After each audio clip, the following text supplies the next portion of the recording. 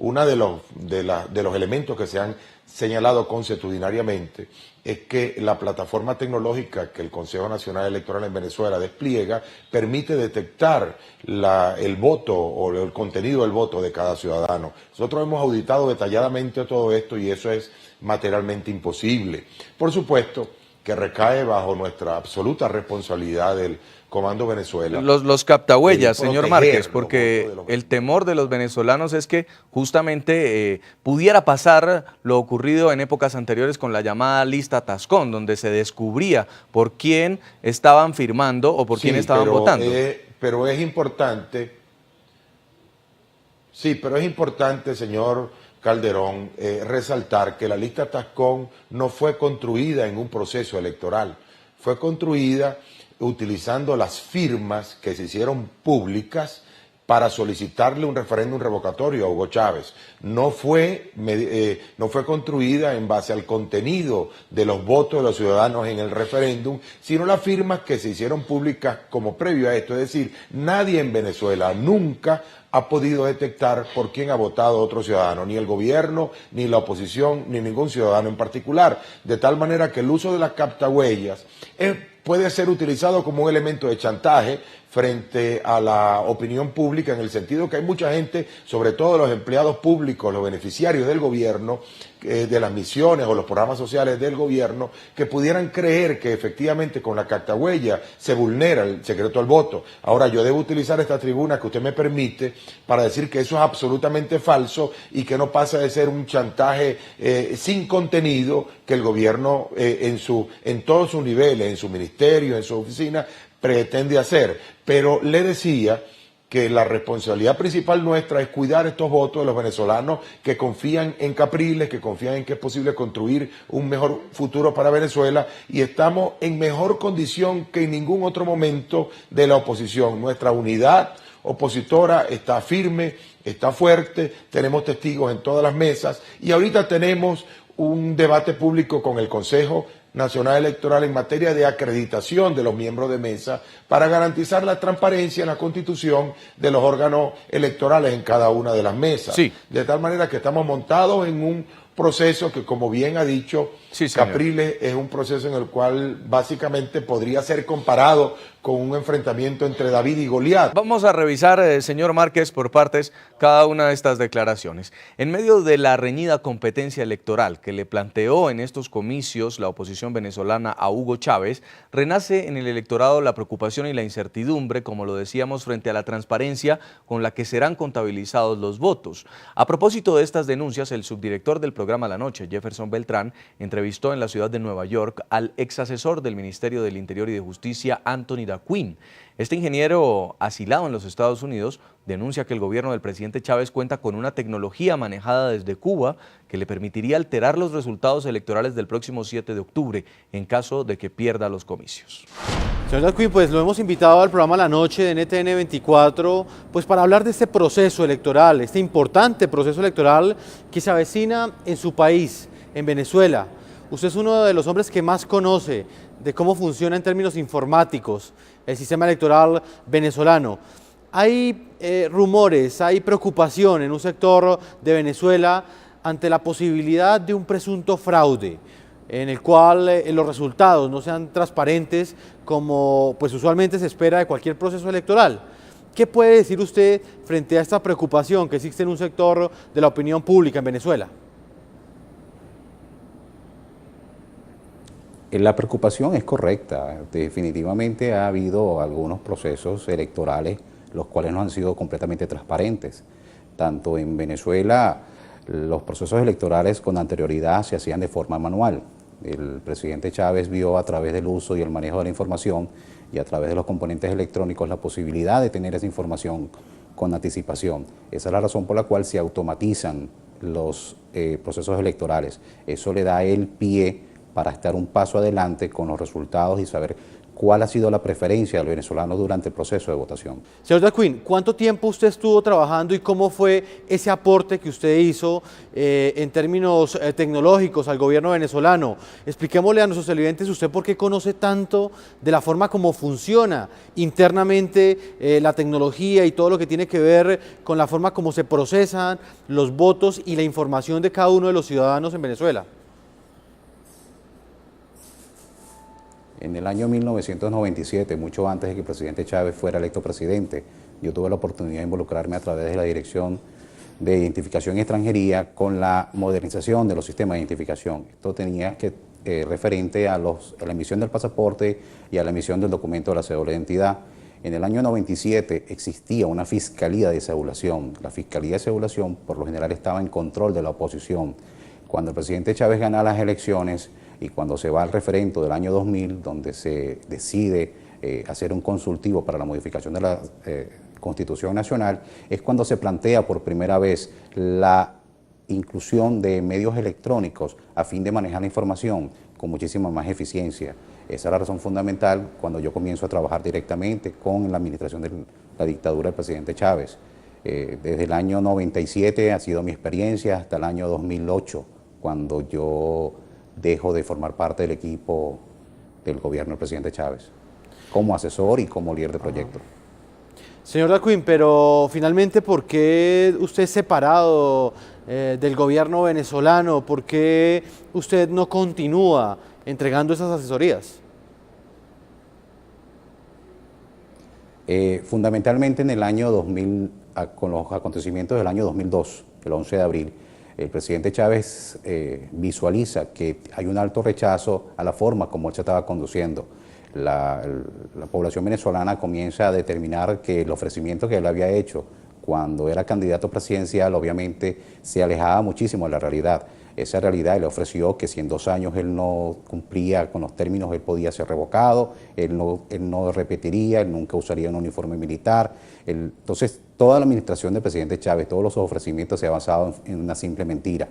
Cuando yo tuve la oportunidad de involucrarme directamente con la emisión de los documentos, con la modernización del pasaporte y con la emisión de la cédula de identidad, es cuando ellos deciden desaparecer la Fiscalía de Cedulación. La Fiscalía de Cedulación en manos de la oposición era el único ente que garantizaba que había imparcialidad y que esa tal parcialidad no iba a estar presente. Eso se fundamenta dentro de las sospechas que yo comienzo a visualizar. Cuando el presidente Chávez, si él no tenía intenciones de un gobierno de permanencia, que tenía 14 años obviamente como presidente dentro de ese proceso dictatorial, en el año 2002, ¿por qué le entrega las bases de datos a una potencia extranjera? Se las entrega a Cuba. Cuba es quien administra el sistema de identificación de Venezuela. Cuba es quien administra el sistema de control electoral de Venezuela. Las bases de datos no fueron construidas en Venezuela. Las bases de datos se hicieron todas en La Habana, en la Universidad de las Ciencias Informáticas. Entonces, cuando yo comienzo a atar cada uno de los procesos, qué está pasando directamente dentro del CNE, dentro del Consejo Nacional Electoral, qué está pasando directamente con la emisión del documento de identidad, cuando se envían los datos a La Habana, se llevaba por la cédula número 17 millones. 17 millones era el número de correlación.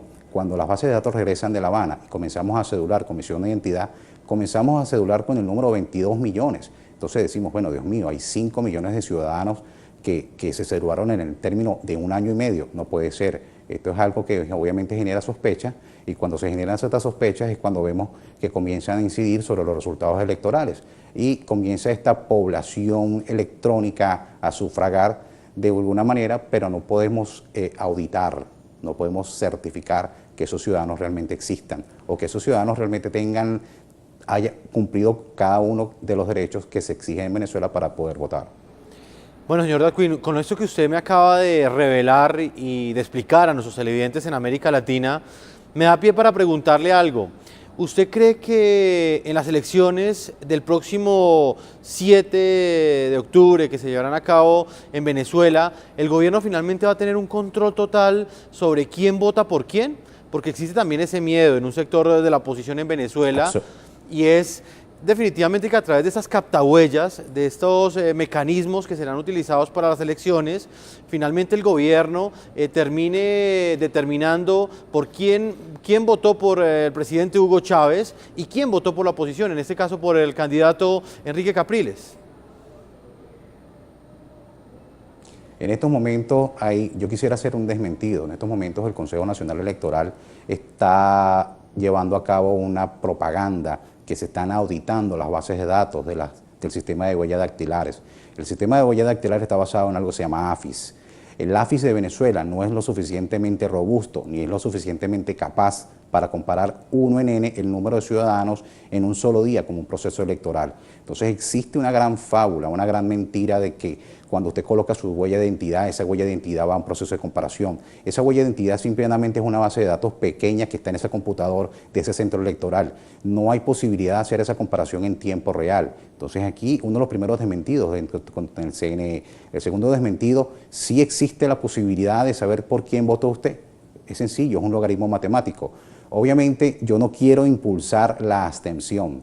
Se me ha acusado junto a otras personas que están en el exilio, que formamos parte del exilio tanto en Estados Unidos como en Europa, como en Asia, y de que nosotros tenemos una política de promulgar la abstención en Venezuela. No queremos promulgar la abstención, lo que queremos es simplemente decir, en Venezuela mientras los procesos electorales sean de forma electrónica, el presidente Chávez o la dictadura del presidente Chávez va a tener un paso adelante y va a poder determinar cómo es la preferencia, le va a dar posibilidad de hacer todos los cambios numéricos como se han hecho en elecciones anteriores. No es secreto para nadie, yo estuve presente en el año 2004 y el presidente Chávez estuvo revocado en el año 2004 y los números electrónicamente se cambiaron. Para aquel entonces la gente no sabía absolutamente nada del centro alterno que existía en la Universidad Bolivariana de Venezuela, en el piso 5, la antigua sede de la Gobén.